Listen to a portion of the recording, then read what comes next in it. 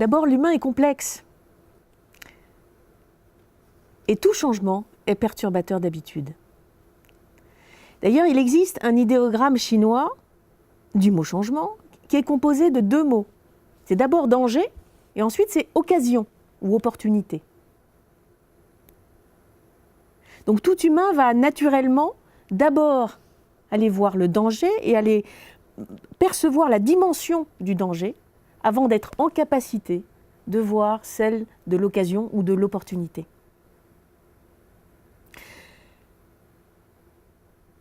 Pour qu'un projet de transformation réussisse, il faut arriver à gommer le plus rapidement possible ce sentiment de danger et emmener la personne vers la perception de l'opportunité.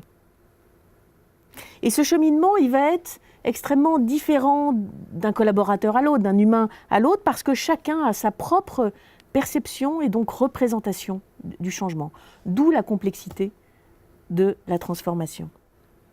Et ne pas prendre en compte cette perception du danger peut aboutir à une crispation, à un blocage, à une démotivation des équipes et à faire capoter le projet.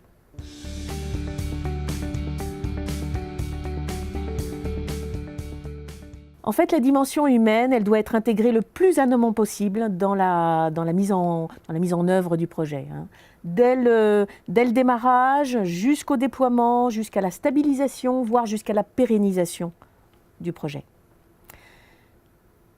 Tout d'abord, il faut identifier qui va être impacté et ensuite en quoi il va être impacté. Ce que chacun peut perdre dans ce projet et ce que chacun peut y gagner. Ensuite, il faut communiquer clairement, sincèrement, authentiquement, du début à la fin du projet, et il va falloir adapter sa communication en fonction de chaque cible. Parce que le vocabulaire pour une cible ne va pas être le même pour un autre, et donc chacun va être réceptif, plus ou moins, à un type de communication. Et puis il faut mettre les gens au travail, il faut les impliquer. Parce que s'ils participent à la construction du projet, ça veut dire qu'ils vont y réfléchir, ils vont collaborer, et donc ils vont y mettre du leur. Donc ils se reconnaîtront de plus en plus dans le projet et ils monteront dans le bateau. Il faudra les former, et ça sous diverses manières. Il y a du tutorat, il y a du e-learning, il y a plein de choses, mais plus on est accompagné par l'humain, par un autre humain, plus on est pris en compte. Et puis mesurer en permanence le niveau d'adhésion.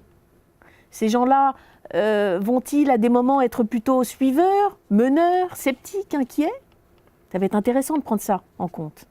Et donc de réadapter ensuite.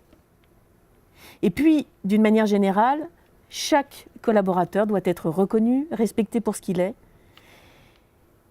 et ne pas être laissé sur le bord du chemin. La hiérarchie est essentielle, ainsi que la DRH.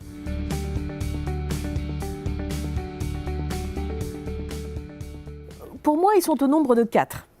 Le premier, ça s'appelle donner du sens. Donner du sens, c'est répondre à tous les pourquoi que se posent les gens. Pourquoi faut-il y aller? Pourquoi maintenant? Comment ça va se passer? Quand?